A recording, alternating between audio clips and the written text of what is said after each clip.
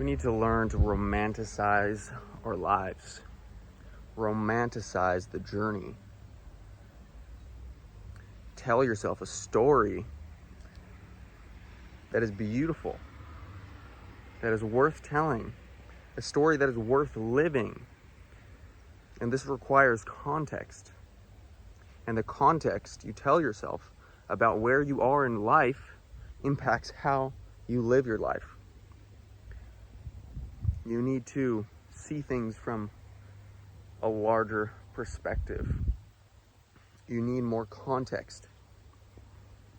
Because if you are suffering, if you are currently experiencing a painful part of your life, you can choose to allow that pain and suffering to be enjoyable based off of the story you're choosing to tell yourself. See, pain and suffering without purpose is simply pain and suffering. But if you can reframe the pain and suffering you were experiencing with purpose, with correct context, then it is meaningful. When Jesus was up on the cross, he was experiencing immense pain and suffering. But as he was up there, he had the correct context in order for him to withstand and endure the pain and suffering, because he was aware of the purpose of the pain and suffering he was experiencing. And same goes for your hero's journey. When you can provide correct context and realize that your pain and suffering has purpose, then you can find it enjoyable. You can find bliss in rolling your boulder up the hill. You can find purpose in the monotony, in what seemingly seems purposeless, mundane, painful. You can recontextualize, reframe what you are experiencing, and tell yourself a story that actually serves you. Allow this to be the dark night of the soul that propels you, that catalyzes your journey into greatness. This is a very necessary moment of pain and suffering you need to go through in order to become the person you need to become. And without experiencing this very moment in time, this exact sensation of pain and suffering, you would never have become the person that the world needs you to be. You need to romanticize the journey, romanticize the suffering. And it is only, again, within reframing the pain and suffering we are experiencing that we can actually learn to endure and enjoy and find purpose and even gratitude in the pain, in the suffering. Be appreciative of the darkness so that you can make way for the light.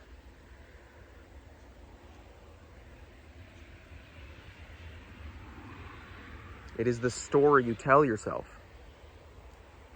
If you tell yourself this is purposeful, and you stop talking to yourself as if you were a victim, then anything and everything can be experienced with joy and gratitude and a sense of meaning. Because without meaning, it is meaningless. We lack a sense of purpose.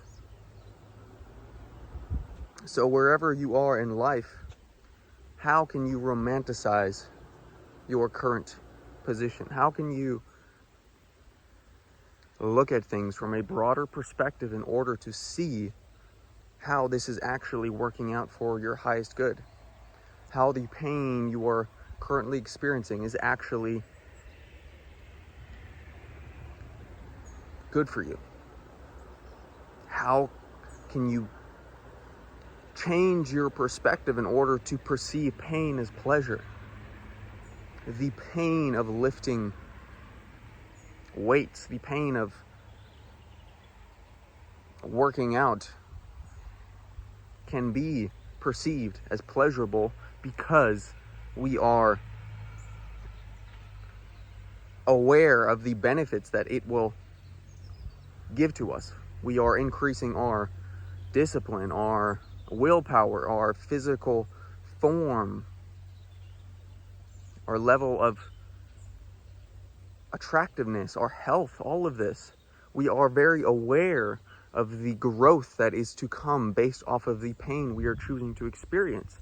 And in this same vein, you can choose to understand and to realize that the pain you are currently experiencing is for your growth, is for your highest good. Everything is for your highest good.